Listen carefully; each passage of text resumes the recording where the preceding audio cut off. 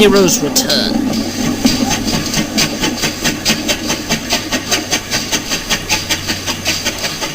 One morning, Thomas was woken early by his driver. "Wake up, Thomas," he said. "We've got an early start this morning." Why? asked Thomas, yawning loudly. "We're not pulling a special, are we?" "Not exactly," said the fireman, "but the Fat Controller wants us to go to the workstation right away."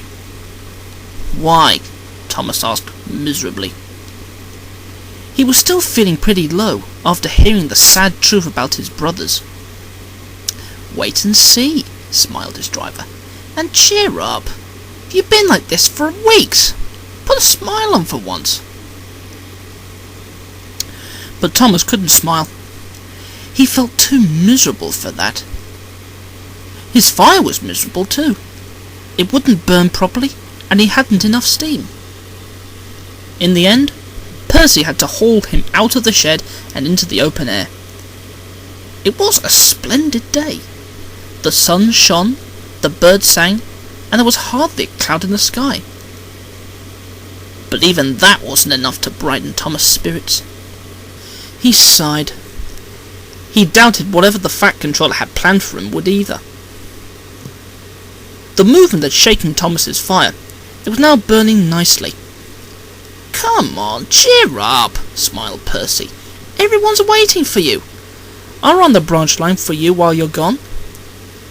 "Thanks," Thomas mumbled in reply, and set off for the works. He was sulky during the journey, and puffed very slowly. "Come on," encouraged his driver.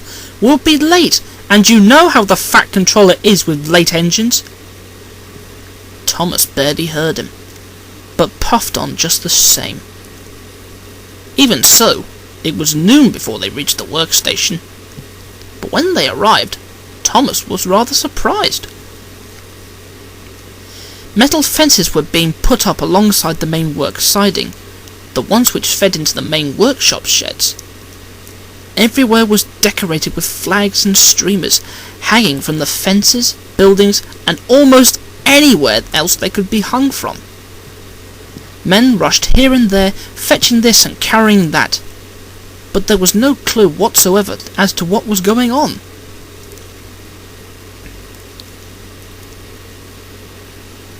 Thomas was turned round and backed onto a siding facing the main works building.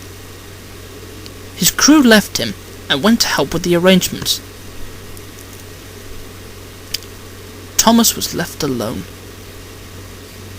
He looked around, trying to figure out what on earth was going on. Soon people began to arrive.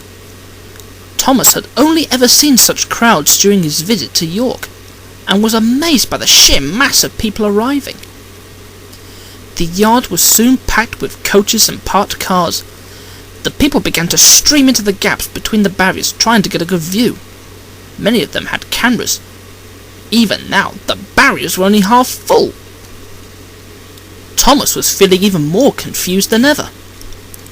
Soon Edward arrived with a passenger train. The passengers swarmed the platform and headed for the barriers.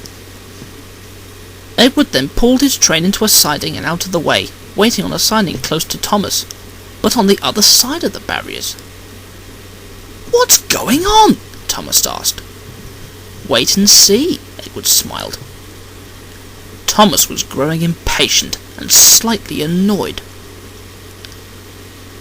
Soon another passenger train arrived, this time pulled by Percy with Annie and Clarabel, closely followed by Toby, Henrietta and Victoria. Later, the Oakham Road engines, Tom, Ross and Chelsea, pulled in with their new coaches, bringing them with both the Fat Controller and the new controller. They all pulled up to park alongside Edward on the sidings. All of them, aside from Edward, exchanged confused looks. The passengers had piled in behind the barriers now. They were full. "Will someone please tell me what is going on?" Thomas asked, crossly. "We don't know any more than you do," said Percy. "Edward won't tell us either.